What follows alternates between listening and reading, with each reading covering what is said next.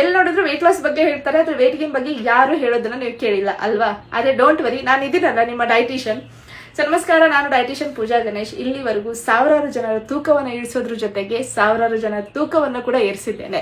So ನೀವೇನಾದರೂ naturally weight gain ಆಗಬೇಕು ಅಂತ ಅನ್ಕೊಂಡಿದ್ರ ಅಂದರೆ ನಿಮ್ಮೆಲ್ಲರಿಗೋಸ್ಕರ ನಾನು 45 ಡೇಸ್ ವೆಯ್ಟ್ ಗೇನ್ ಚಾಲೆಂಜನ್ನು ತಂದು ಆಲ್ಮೋಸ್ಟ್ 2 ವರ್ಷ ಆಯಿತು. ಈ 2 ವರ್ಷದಲ್ಲಿ ಸಾವಿರಾರು ಜನರು ತಮ್ಮ ವೆಯ್ಟ್ ಗೇನನ್ನು ಮಾಡ್ಕೊಂಡಿದ್ದಾರೆ ಕೇವಲ ಮನೆ ಊಟದಿಂದ.